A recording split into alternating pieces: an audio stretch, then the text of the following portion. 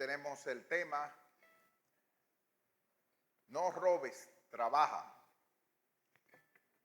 Basado en Efesios capítulo 4, versículos 28.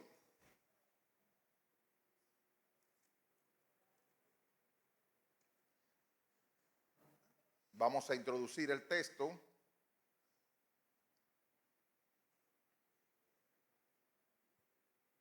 Antes de leer el pasaje.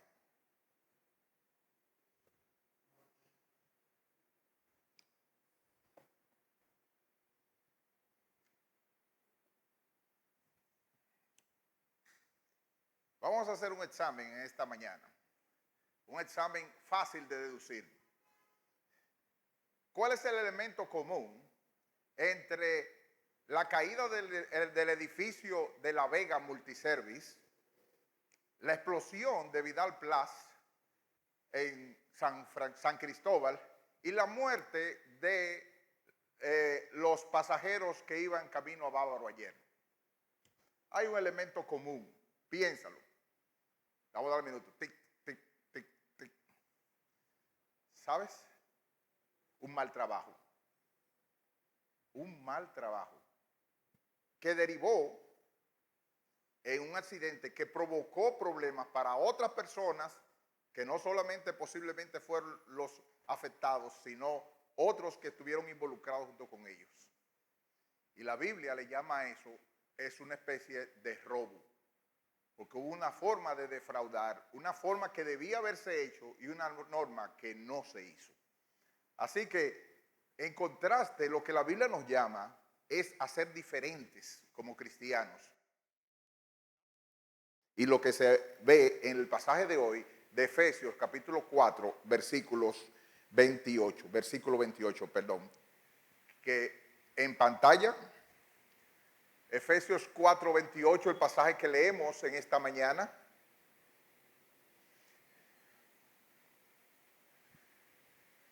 Efesios 4, 28. El que hurtaba, no hurte más, sino trabaje, haciendo con sus manos lo que es bueno, para que tenga que compartir con el que padece necesidad.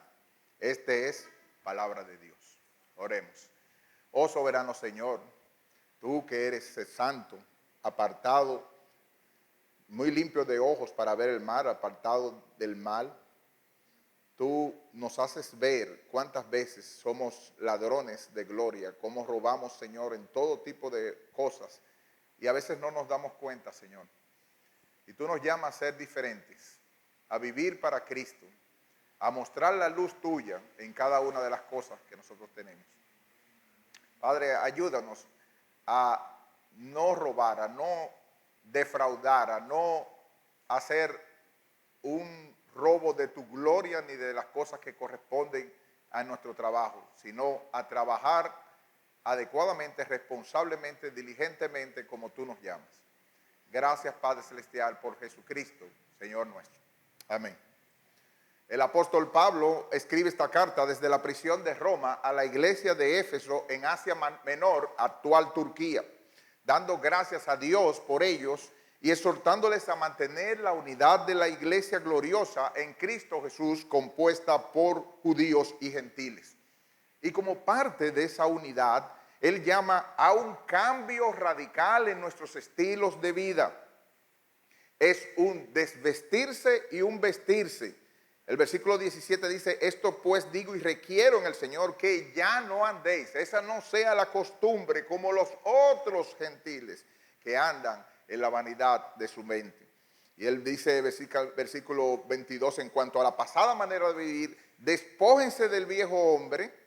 Y versículo 22, y vestíos del nuevo hombre. Hay un quitarse y un ponerse que todos los días tenemos que hacer, que tenemos que trabajar con nosotros mismos. Es una lucha que hay por querer permanecer por inercia en ese tipo de forma, y él nos llama a hacer ese cambio. Yo quiero preguntarte, pueden ver las personas que están alrededor tuya, pueden ver las personas con que trabajas, que tú tienes un estilo de vida diferente. Además de que, como hemos dicho, lo hemos visto, y como decía nuestro hermano Luis, si tú solamente actúas y no hablas, ellos van a pensar que solamente tú eres buena gente, pero lo ven al tú hablar y a la vez de Cristo y a la vez también actuar de tal manera, porque hay otros que, como dice otra frase, lo que tú haces no me deja escuchar lo que tú estás diciendo. Y somos tan desbalanceados, nos llevamos hacia un lado o hacia el otro. Y Dios nos llama a vivir diferente y a predicar a Cristo y a hablar de como luminares en el mundo, en una generación maligna y perversa. Tenemos que actuar de manera diferente, tenemos que hablar en las posibilidades como podamos hacer, porque hay empresas donde no se puede hablar así, y que hay que buscar maneras sabias y maneras especiales para hablar de Cristo, pero también hay que hablar, pero también principalmente actuar de una manera diferente como Dios nos ha hecho y como el Espíritu Santo nos ha puesto ese nuevo dispositivo.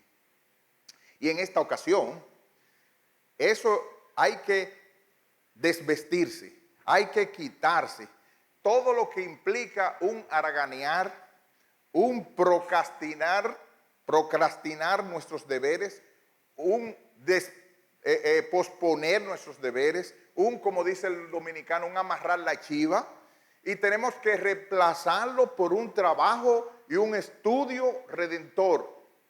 Y vamos a ver en el pasaje de hoy 3 puntos: un mandamiento negativo, un mandamiento positivo y un mandamiento explicado.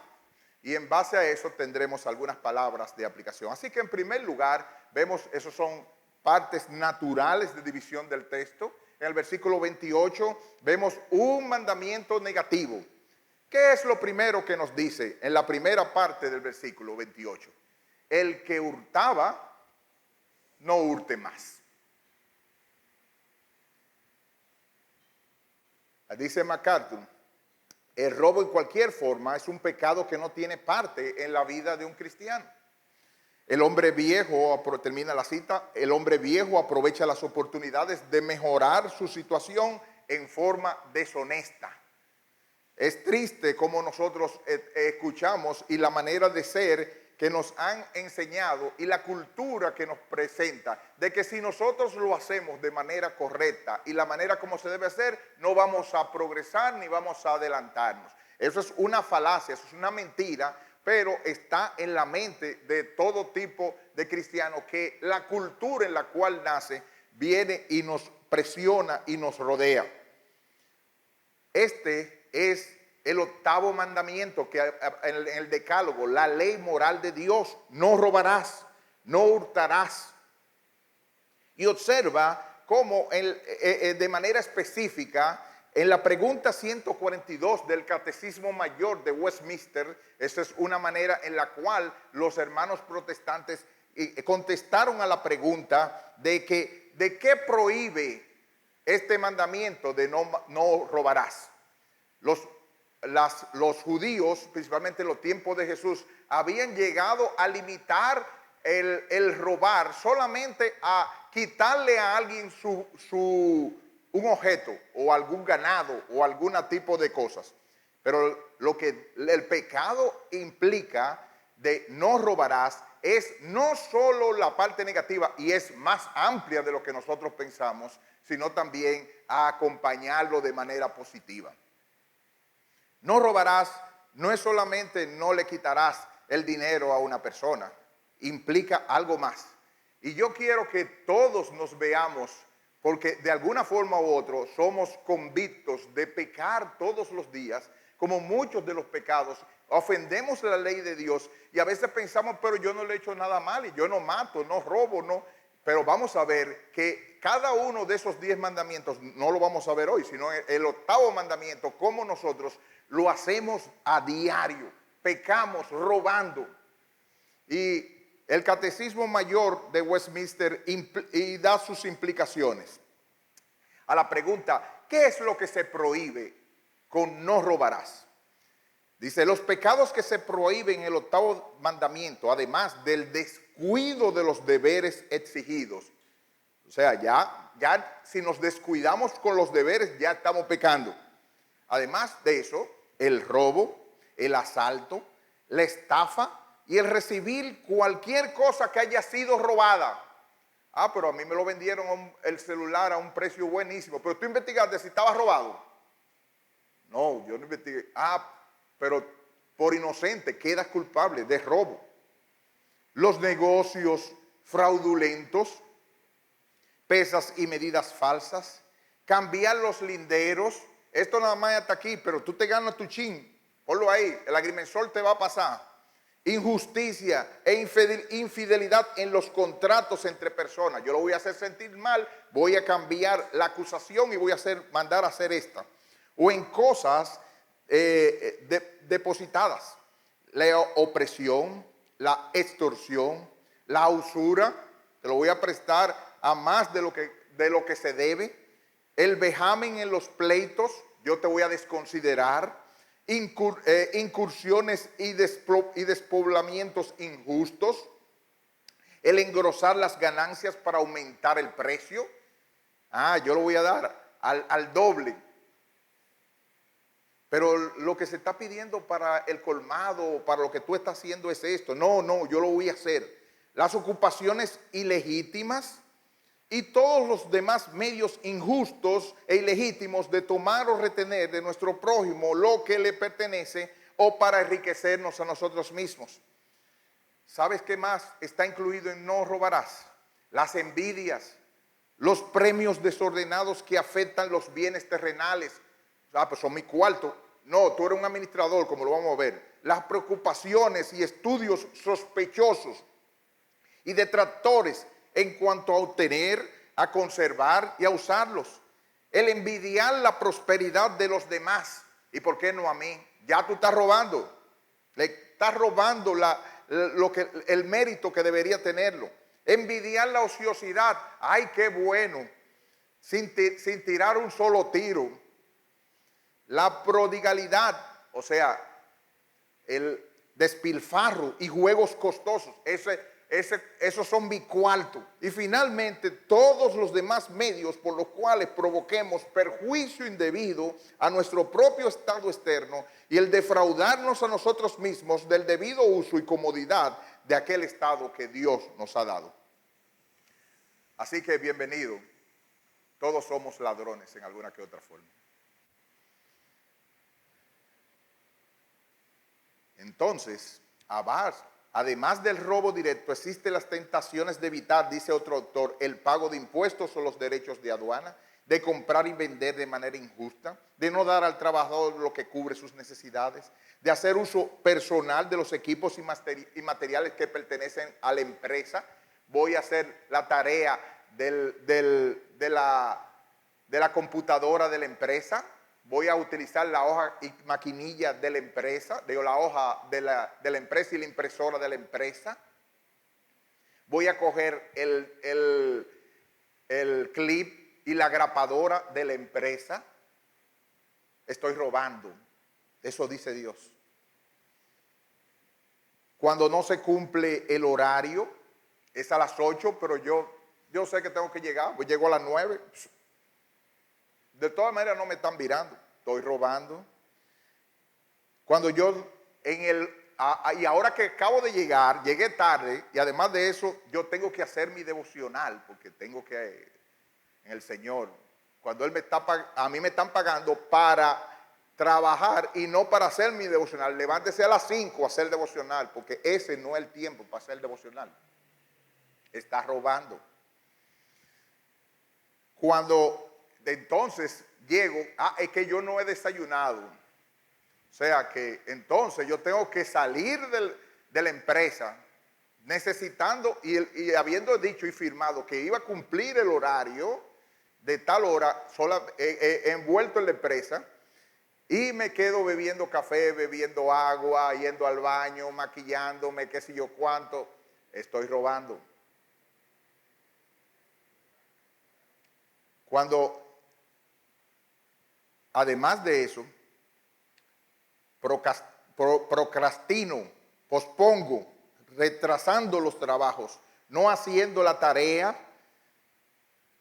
de la universidad, buscando el rincón del vago para solo hacer un copiado, utilizando el GPT, o inteligencia artificial sin asimilar o interpretar su contenido, solo pasarle el copy-paste y más nada. Estoy robando. No robarás en ninguna forma. Y fíjense cómo somos convictos de muchas veces de esos pecados. El que hurta, dice en el original, no el que hurtaba, el que hurta. Y dice el William Henderson, se refiere probablemente a personas que antes de su conversión acostumbraban a enriquecerse en base al hurto y que ahora se hallaban en peligro de reincidir usando distintos medios deshonestos. Hermano, fíjate que somos más culpables de lo que queremos pensar. Y diciendo, ¿quién no? Eso no te elimina ni te quita de tu responsabilidad delante de Dios. No robarás, el que hurta, deje de hacerlo.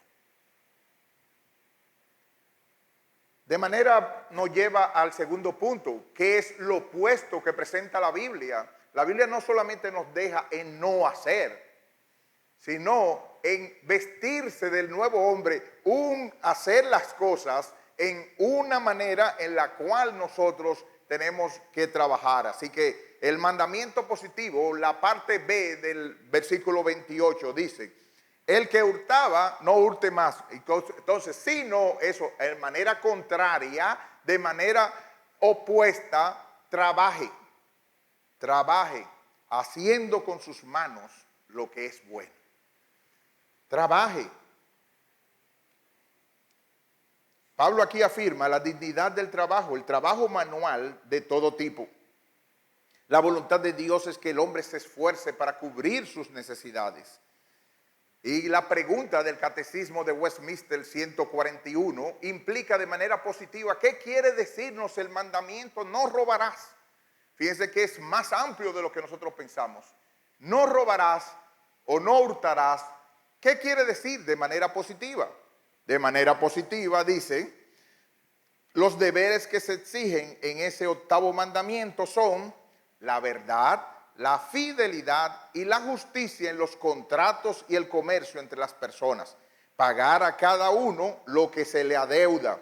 La devolución de los bienes que se le hayan sustraído a los verdaderos dueños. Dar y prestar libremente según nuestras posibilidades y según las necesidades de los demás. La moderación en nuestros juicios, voluntad y deseos respecto a los bienes materiales nuestros, el cuidado y estudio prudente para obtener, conservar, usar y disponer de las cosas que son necesarias y convenientes para el sustento de nuestra naturaleza y apropiados a nuestra condición. Un llamado legítimo y diligencia en él. La frugalidad, que es la moderación, evitando pleitos y fianzas innecesarias y otros compromisos semejantes. Y finalmente, el esfuerzo por todos los medios justos y legítimos para procurar, para preservar, para promover la riqueza y el estado exterior de los demás y el nuestro propio. Termina la cita. El trabajo y la labor nunca fueron considerados malos. No como el negrito que decía que era un castigo de Dios. No. Aún el estado de inocencia, el hombre, representante de toda la creación ante Dios, según Génesis 2:15 al demás, se le dio trabajo que realizar como parte de su existencia normal. Esto es contrario a muchos conceptos modernos que adoptan la actitud de que el hombre debería evitar y, si es posible, eludir el trabajo por ser algo malo. La mayoría de esta generación principalmente está pensando en cómo estar lo más chilling posible. Y lo que Dios quiere es que estemos trabajando en algo, ocupados en algo, haciendo el esfuerzo en algo y que de acuerdo a nuestra vocación. En la práctica, tal visión del trabajo significa que el cristiano siempre debe considerar su trabajo como una tarea divinamente establecida y que en la medida que cumpla su llamado está sirviendo a Dios. Esto requiere que sea honesto y diligente en todo lo que hace, tanto si es empleado como empleador. La diligencia se define como eficacia más rapidez. Y Dios nos llama a ser diligentes. Pero no haciendo las cosas a lo loco, no, hacerlas bien, pero hacerlas también con rapidez, no procrastinando, o sea, tirándolo para después, no. Si es un siervo, ha de ser fiel y obediente, haciendo todas las cosas como para Dios y no para los hombres. Mientras si es un empleador, tiene la responsabilidad de un trato justo y con consideración para sus empleados. Hay muchos pasajes en la Biblia, no lo vamos a llevar, pero cualquiera puede buscarlo o me lo puede decir. Yo le busco los pasajes donde Dios habla eso de manera especial. Pablo mismo puso el ejemplo. Cada rabino aprendía un oficio y Pablo durante su ministerio hacía tiendas para sostenerse, pudiendo hacerlo, pudiendo sobrevivir del ministerio. Pero él fue un bivocacional. La alternativa al hurto es proveer recursos que honre a Dios para la satisfacción de uno mismo, su familia y los demás por medios honestos y honorables. El ladrón debe dejar de robar y comenzar a realizar un trabajo duro y honesto. La palabra Pablo que usa trabajo o labor en relación con la obra manual y el usar sus manos en labor honesta pudiera definirse ahora, porque ahora antes todos los trabajos eran manuales. Pero ahora lo que quizás la idea pudiera indicar es que con empeño y dedicación personalmente nosotros nos ocupemos. Ya sea que tengamos un trabajo de la universidad, ya sea que tenemos un trabajo de fregar, ya sea que tengamos un trabajo de atender los niños, ya todos esos son trabajos u oficios. Arturo Pérez decía, a lo largo de toda la escritura, el trabajo parte de ese mandato cultural divino de cultivar la tierra y exige una ética laboral que honra a Dios y que sirve al prójimo por amor. Dios te pide ese tipo de trabajo en cada una de las cosas, te estés mirando o no te estés mirando. Ahora, él viene a explicar un mandamiento explicado en el punto 3, versículo 28, la parte C. El que hurtaba no hurte más, sino trabaja haciendo con sus manos lo que es bueno. ¿Cuál es el propósito? Él lo explica. ¿Cuál es el fin o el propósito? Para que tenga que compartir con el que padece necesidad, dice el pasaje. El versículo señala otro motivo para trabajar: poder compartir con otros. Entonces, lejos de depender de otros por medio del robo, o sea, en vez de estarle sacando a la gente, yo lo que voy a trabajar para darle a la gente y tener mis necesidades que yo pueda cubiertas. El cristiano ayuda a los demás por su trabajo. Y un cristiano no solo debe abstenerse de no hacer daño a nadie, no solamente es eso que quiere Pablo, no solo es eso que quiere la Biblia, sino que también debe esforzarse todo el tiempo en ayudar a los necesitados.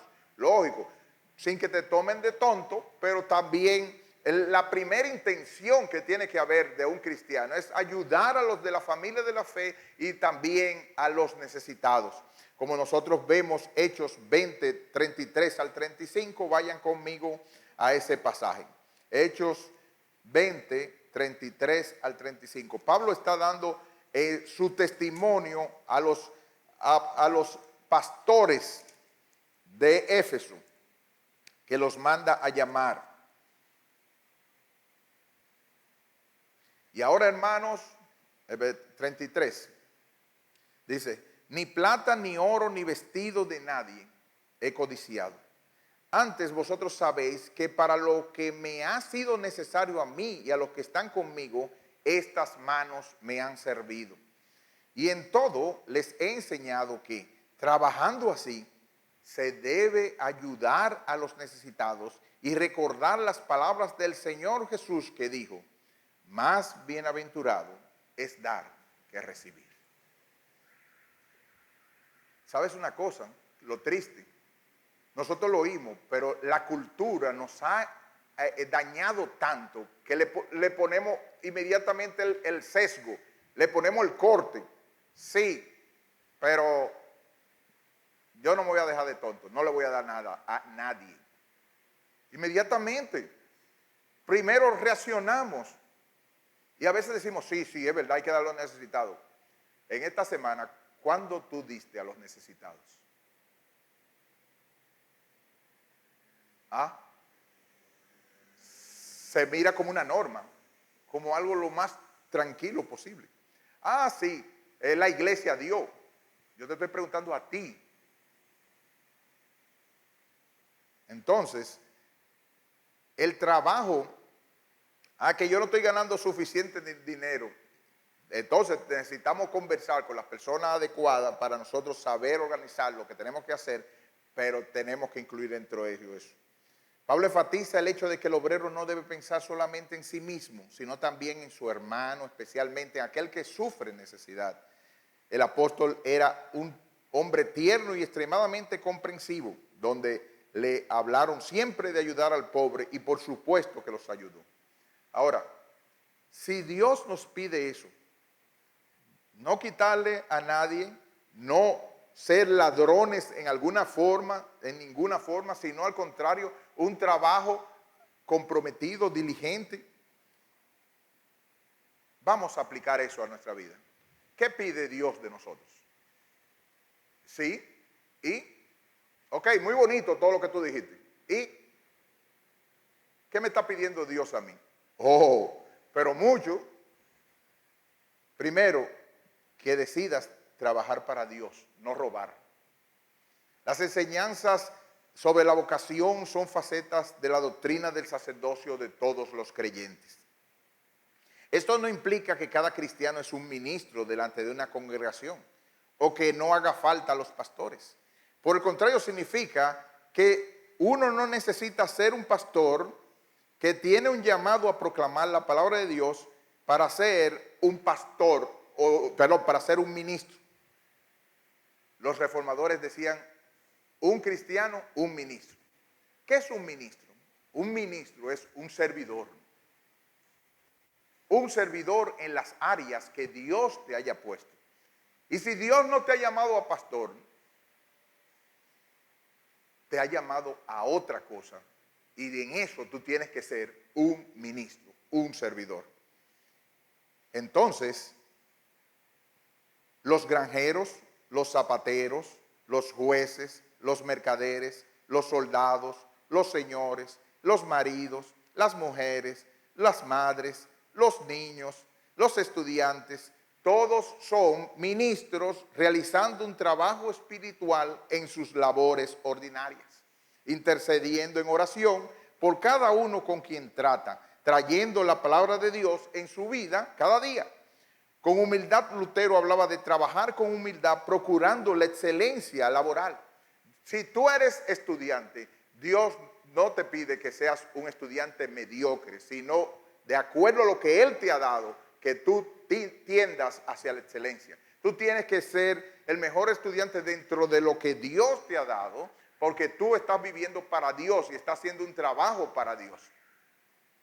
Si tú eres una persona que eres vendedor o estás en algún tipo de venta, Dios te pide que tú seas lo mejor para Él, porque tú estás sirviendo para Dios en algún tipo de trabajo.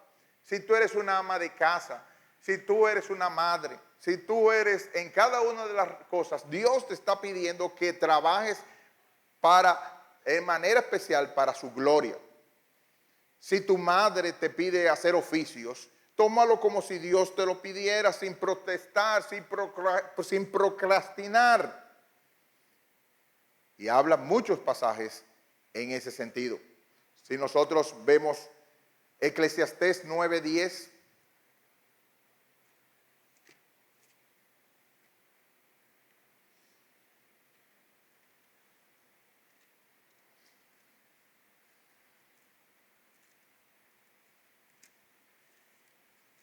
todo lo que te viniere a la mano para hacerlo, hazlo según tus fuerzas.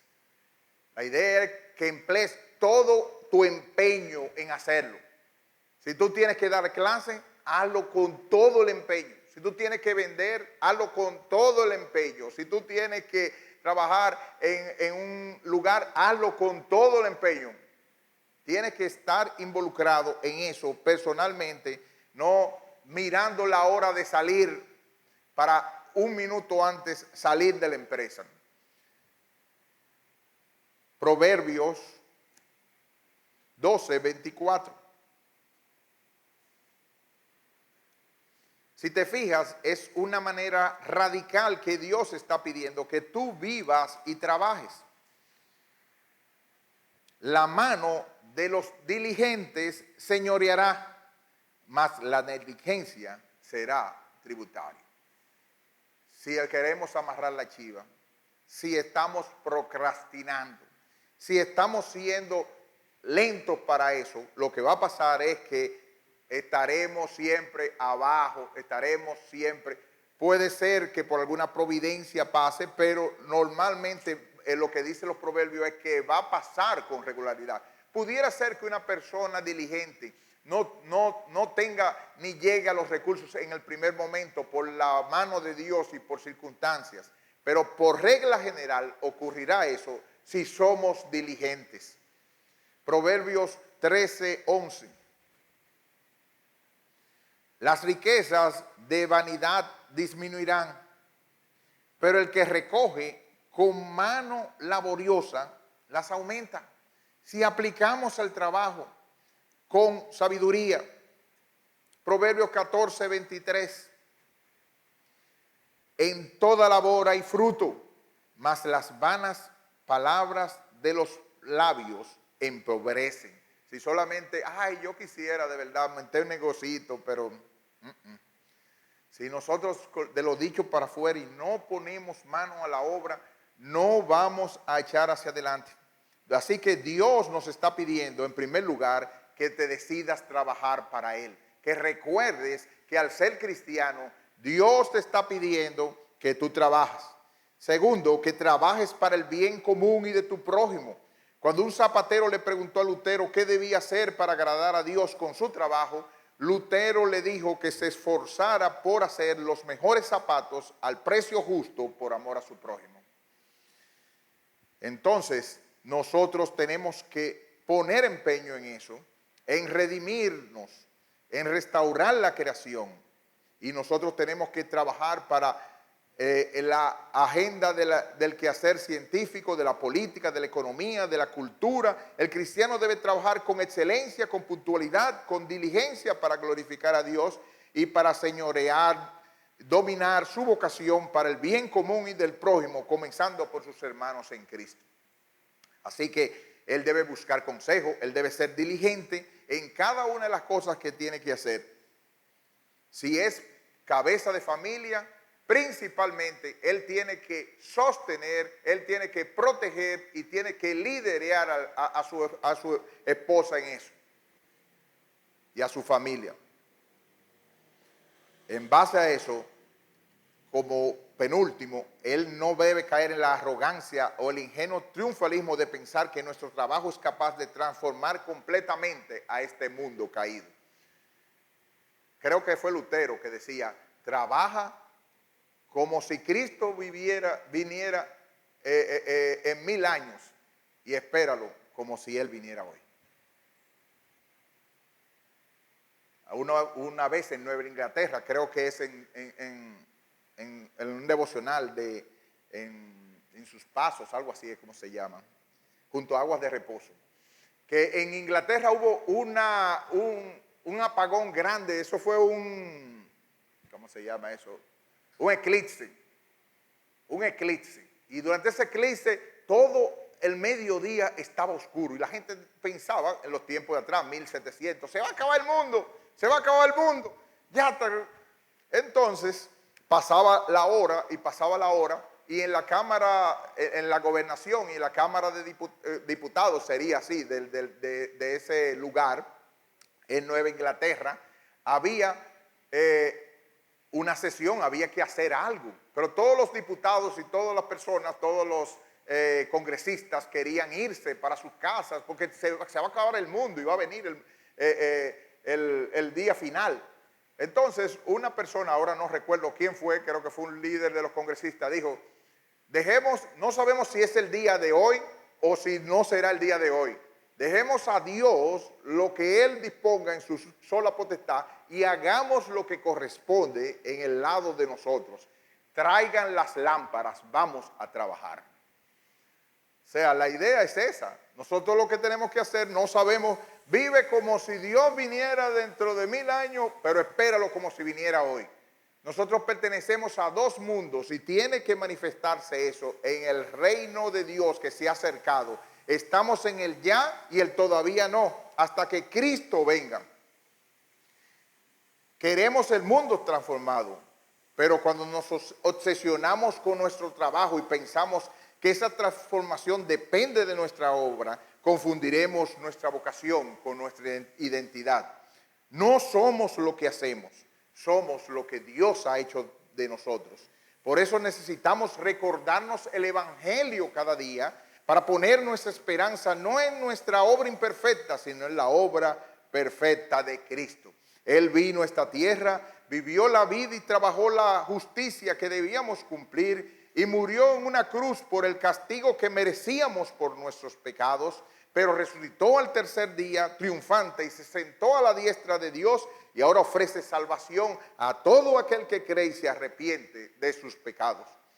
Eres de los perdonados por Él, entonces pide que te guíe cada día para hacer un trabajo para el Señor y no para los hombres, como dice Colosenses 3, 22 y 24.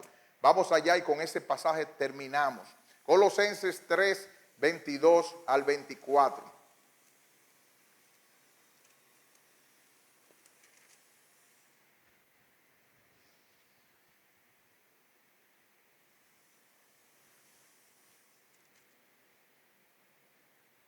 Siervos o trabajadores, obedeced en todos vuestros amos terrenales, no sirviendo al ojo como los que quieren agradar a los hombres, sino con corazón sincero, temiendo a Dios.